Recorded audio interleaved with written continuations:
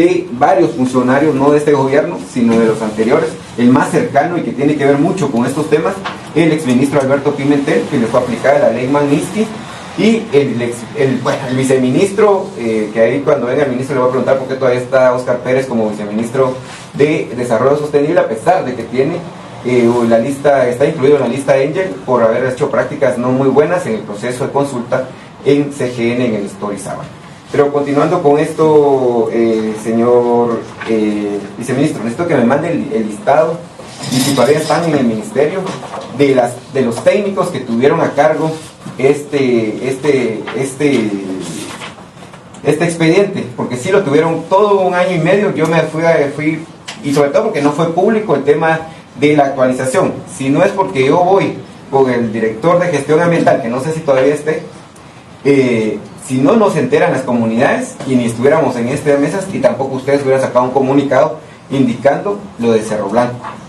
Si no es porque voy el 9 ahorita en enero a preguntarle al director, y que él sí aceptó que el 9 de enero es que ellos habían autorizado la actualización. Una actualización que estuvo todo un año y medio parqueado administrativamente, la aprueban el 9 de enero. Eso es de más que sospechoso, porque pueden haber esperado que llegaran ustedes y poder seguir el trámite de esto. Si habían esperado año y medio, ¿cuál era la prisa de aprobarlo 4 días antes, 5 días antes de que tomara posesión el nuevo gobierno? Yo quiero preguntar si este tipo de cosas estuvo dentro de todo el tema de discusión de los 3 meses de transición. Realmente ahorita nosotros lo que estamos haciendo es esa revisión documental, ¿verdad? Porque son temas, afloraron diferentes temas durante el proceso de transición, y en estos momentos, derivado de estas revisiones documentales y de expedientes, estamos determinando qué acciones debemos de tomar. ¿Ha entrado entre esto que ustedes están analizando la posibilidad de suspender esa resolución que ya aprobaba la actualización? Porque si no, seguimos con el problema.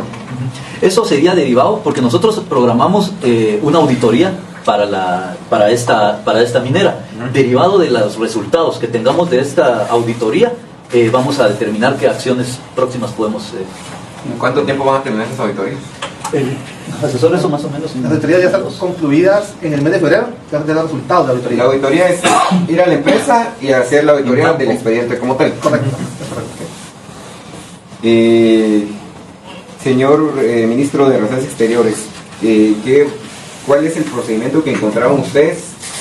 Si es una cuestión, si hubo, digamos, una comunicación administrativa con los ministerios o alguna comunicación con el Ministerio Público relacionada con este tema de la ley Magnitsky y el tema de la lista Angels. Eso es por un lado. Y lo otro, si ya encontró antecedentes o si ya iniciaron una comunicación con El Salvador, dado que este proyecto Cerro Blanco, a pesar de que su explotación es en Guatemala, sí va a tener un impacto, digamos, en las aguas transfronterizas con El Salvador.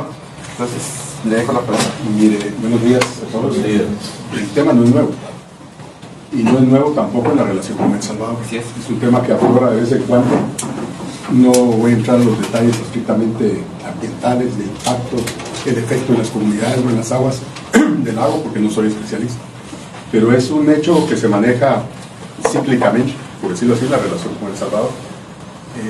El lago, nosotros tenemos 1/3 de las aguas del lago de Huica, 2/3 corresponden al lado salvadoreño. Del lado salvadoreño también, no estoy hablando de proyectos mineros, hay también una ciudad grande, que para los vecinos de Asunción lo saben, Metapán, que es contaminante. Alrededor de Metapán hay también otras cuestiones que generan contaminación.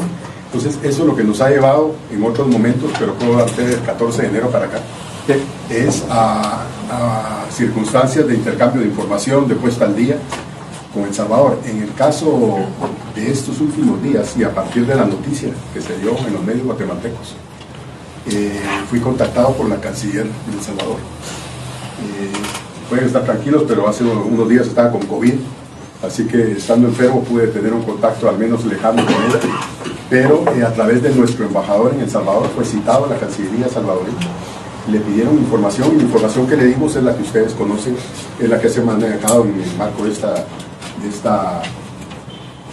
mesa interinstitucional. Y en conclusión, las explicaciones que le dimos son que el proyecto está en una fase, digamos, de una aprobación de una etapa, pero en donde todavía corresponde la aprobación de etapas posteriores, que la mina no ha entrado en funcionamiento porque hace 2 años, hace 3 años ya el tema en los titulares en la prensa salvadoreña que la mina estaba funcionando y contaminando. Entonces no era el caso en ese entonces. Ahora no es que la mina, a mi entender y por información de prensa, esté produciendo, generando una exploración. Pero regresando a su pregunta, estamos en contacto directo, nuestro embajador en El Salvador informa lo que corresponde y con las explicaciones que nosotros le dimos a la ministra de Relaciones Exteriores, al menos a nivel gobierno central, quedaron pendientes de ver cómo evolucionaba el proceso y cómo nosotros vamos a ir informando a ellos de la evolución de todo esto. Ahora, regresando a su primera pregunta, no me quedó claro cuál es el rol ahí de Cancillería con relación bueno, a en teoría era Cancillería, no usted, mejor dicho, era el Ministerio de Relaciones Exteriores, que yo consulté en algún momento, me indicaban que por lo menos tenían ustedes eran a los que les notificaban, o al Ministerio de Relaciones Exteriores era el que les notificaban a veces, de qué funcionarios habían sido incluidos en ya aplicarle la ley Magnitsky y algunos en el tema de la lista Angels, y que ya solo ustedes mandaban comunicaciones o al Ministerio Público o al ministerio que correspondiera. Eso lo indicó su antecesor, ministro de Relaciones Exteriores. Déjeme averiguar mejor. Perfecto. ¿Qué les puedo decir hoy?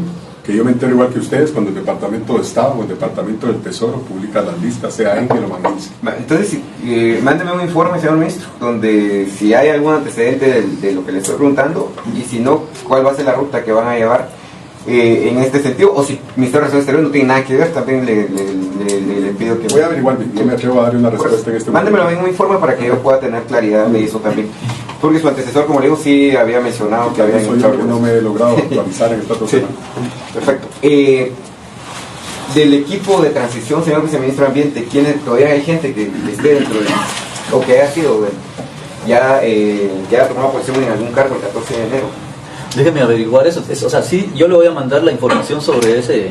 Es que a mí nos preocupa, señor viceministro, que ustedes, a pesar de que tuvieron 3 meses, y eso sí ya se lo digo al gobierno entrante como tal, tuvieron 3 meses de un proceso de transición donde no solo pudieron haber buscado ministros, viceministros, directores, sino que también empezar a visualizar aquellos problemas que les estaban dejando y que era de impacto social y político en este país. Tema de minería, tema ambiental, son conflictos sociales potenciales de cualquier gobierno, y en este sobre todo, porque les dejaron, como le digo, negocios amarrados. Ustedes estaban comiéndose el tamalito de Navidad y esta gente estaba aprobando proyectos. Aquí nos vinieron a notificar nosotros una oposición que habíamos interpuesto por el tema de Punta Manabique el 19 de diciembre, donde el Ministerio de Ambiente había ya autorizado el tema del estudio de impacto ambiental para el proyecto de Punta Manabique. Y regresando de Año Nuevo, después de la Rosca de Reyes, les dejaron el otro regalito, que era este tema de Cerro Blanco. Eso es lo que a mí me preocupa entonces, porque entonces, ¿qué hicieron durante los 3 meses de transición? Era una cuestión, era defender la democracia, era defenderse de los cuentazos legales que tenía el partido oficial, pero también otro era tener un equipo técnico que realmente pudiera revisar, porque entonces cayeron en el juego de Alejandro Yamatei. Porque nada más les entregó todas aquellas carpetas que hizo hasta un show ahí en Casa Presidencial, y no sé si este tipo de temas ya los tenían ahí. Es que la minería es un tema que a ustedes ahí pueden tener el talón de Aquiles si no tienen la responsabilidad y el cuidado pertinente. De hecho, derivado de esa entrega de esas carpetas, ahorita estamos en una fase inicial por haber tomado el cargo, que esta fase inicial es el análisis, lectura y evaluación de todos los documentos que nos entregaron en ese proceso. Derivado de ello es que ya se están tomando acciones a, digamos, 15 días de haber tomado el cargo, para este caso, programando auditoría para determinar cuál es la situación en campo de esta minera. O sea que sí se están tomando ya las acciones pertinentes en estos 15 días. Es información que se está evaluando y analizando constantemente. Para el Ministerio de Energía y Minas, perdón, ¿a ustedes ya les notificaron esa actualización? No tengo conocimiento si ya está notificada, pero en relación a esto, señor congresista, vale la pena poder hacer la aclaración hacia usted. ¿Qué estatus tiene ahorita el proyecto ahí con ustedes? El estatus de la solicitud del cambio del plan de minado no está autorizado. Y lo quiero repetir muy enfáticamente, no está autorizado. Todavía hace falta más procedimientos que se deben de cumplir. Se tiene que realizar una visita técnica al lugar. Hay que todavía tener un detalle de qué es lo que se está haciendo. Vale la pena también hacer una aclaración congresista, y es el hecho que este caso resulta ser un tanto atípico, porque dentro del historial no teníamos que haya existido un cambio de plan de minado a subterráneo a cielo abierto. Así es de que son temas que el Ministerio está analizando detenidamente, porque vamos a tener que llegar a un punto jurídico de establecer la diferencia, como usted bien lo citaba al inicio, de una actualización y de lo que es una modificación.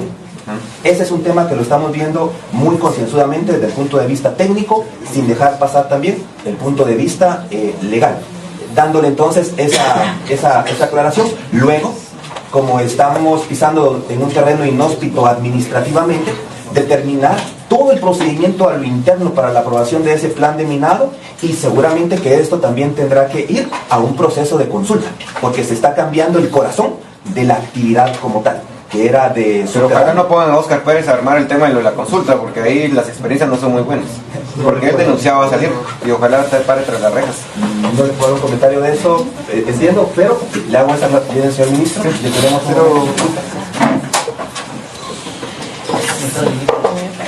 solo cuidado que se le vaya a caer ahí su Transmisión. señor ministro, bienvenido. Realmente, qué gusto. Ya no lo voy a preguntar porque queda atrás, ahí me la debe para todos. Si me permite terminar con esa parte de intervención, entonces el punto va hacia ahí, congresista, aclararlo por tercera vez, no está autorizado el plan de minado, todavía hay etapas que hay que revisar, todavía hay que ver el tema eminentemente técnico que corresponde al Ministerio de Energía y Minas, y la aclaración fundamental, no tenemos una relación o una competencia para ver temas eminentemente ambientales, sino que únicamente nuestra etapa se queda ahí, y vale la pena hacer esta Pero aclaración. la modificación sí tienen ustedes que ver, porque al final no es solo el cambio de un plan minero o una cuestión de... Estamos hablando de la modificación de la actividad como tal. No es lo mismo que extraer oro subterráneamente a un tema de cielo abierto, por supuesto. Inclusive el tema de los polígonos seguramente también van a cambiar. Y seguramente va a ser más extensivo el proyecto. Entonces no es como verlo así someramente, sino que sí es un tema más de profundidad. Bienvenido, señor ministro de Energía y Minas. Estamos con el tema de Cerro Blanco. Y aquí el director de minería estaba terminando en la intervención de una de las preguntas que le hacía. Está el viceministro de Ambiente, su homólogo ministro de Relaciones Exteriores, pues usted había delegado inicialmente a el director de minería. Hay compañeros de Asunción Mitad Jutiapa que han venido durante todo este proceso. Entonces, preguntaba esto porque sí, el tema de la actualización y la modificación es un tema que sí necesito que ustedes aclaren cuál va a ser el manejo que le van a dar. Para nosotros es que debería de iniciarse un proyecto de cero, porque estamos hablando de cambiar la modalidad como tal. Y ahí sí le voy a pedir, señor viceministro, que si ya tienen con esto que hablaba el IC, del tema del reglamento, del taxado de los proyectos, porque sí me preocupa que estemos manejando el mismo reglamento y las mismas cuestiones para todo el tipo de proyectos, y todo proyecto tiene un impacto distinto en este tema. Entonces, si encontraron algún tema de esto, si no, los vamos a convocar para esto. Ahí le pediría a Procurador de Derechos Humanos que hasta dónde han avanzado, porque ustedes tenían documentado todo, y ahí les pediría que en esta mesa que vi que instalaron el día de ayer, si pueden invitar a Procuraduría de Derechos Humanos, porque ellos sí tienen documentado una serie de cuestiones. A mí lo que me da ruido a veces es que no toman en cuenta las recomendaciones del Procurador de Derechos Humanos, y después cuando venimos a ver, tenemos este tipo de problemas y tenemos que estar en estas mesas finalmente para tratar de resolver algo que se pudo haber resuelto desde de entrada. Dejaría el tiempo. Gracias, muy amable. Buenos días a todos. Mi nombre es Juliette Muñoz, yo soy defensora encargada de la Defensoría Socioambiental de la institución del Procurador de los Derechos Humanos, y efectivamente nosotros hemos dado acompañamiento desde el año 2018, desde que yo estoy a cargo de la Defensoría. Sin embargo, en el año 2016 la Procuraduría de los Derechos Humanos emitió una resolución con relación al tema del proyecto, donde se establecían algunas recomendaciones específicas y que es importante resaltar. Nosotros hemos mencionado en nuestras recomendaciones el tema de la importancia de la evaluación de los estudios de impacto ambiental por técnicos que verdaderamente conozcan del tema. Hemos tenido en administraciones anteriores el obstáculo de la no accesibilidad del Ministerio de Ambiente a poder realizar estas consultas.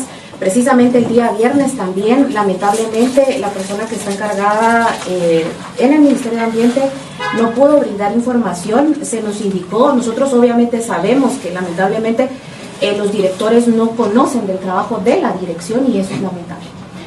Solicitamos hablar con los técnicos, nos dijeron que estaban fuera de la institución, no nos supo decir el director interino en dónde estaban, en qué condición estaban, y únicamente se nos dijo que él no tenía información, que no había firmado ningún documento y que eran los técnicos. Entonces yo sí creo que es importante, nosotros ya pedimos por acceso a la información el dictamen. Nosotros coincidimos, los impactos potenciales de un proyecto de explotación minera a cielo abierto no se comparan en lo mínimo a un proyecto de explotación en vía subterránea. Nosotros hemos visitado el proyecto también como Procuraduría de los Derechos Humanos, sabemos literalmente que no comprendemos cómo desde un inicio se aprobó un instrumento ambiental para una explotación subterránea cuando las condiciones de seguridad ocupacional para las personas que estaban laborando son completamente inhumanas. Esperamos nosotros que a nosotros nos interesa conocer cómo se dictaminó las causales establecidas en el REXA, en el artículo 40, para los casos de procedencia de la actualización del instrumento ambiental. Necesitamos saber cuál fue la justificación y cómo el Ministerio de Ambiente otorgó esa actualización, y ni siquiera estamos hablando del plan de gestión ambiental, ¿verdad? No estamos hablando del instrumento ambiental, que por naturaleza debería de haber sido un instrumento ambiental nuevo. ¿Por qué? Hay que manejar los impactos potenciales de este proyecto. Mina Marlin, nosotros tenemos documentado lo que fue Mina Marlin. Tenemos una ley de minería que no contempla una fase de cierre de proyectos. Tenemos únicamente la fase de exploración, de explotación. Entonces, ¿dónde queda ese compromiso del Estado a los proyectos de explotación minera? Y estamos hablando de cielo abierto. Estamos hablando de instrumentos ambientales que la normativa interna no establece cómo poder aprobar instrumentos ambientales bilaterales con impactos transnacionales. Y el proyecto minero Cerro Blanco tiene impactos transnacionales.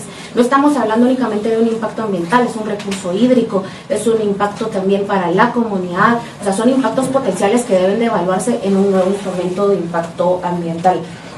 El recurso hídrico que se necesita para la operación de un proyecto minero y de cielo abierto donde operan 24 horas al día, habría que ver el estudio que hizo esta organización de industrias extractivas, que es muy interesante. ¿Dónde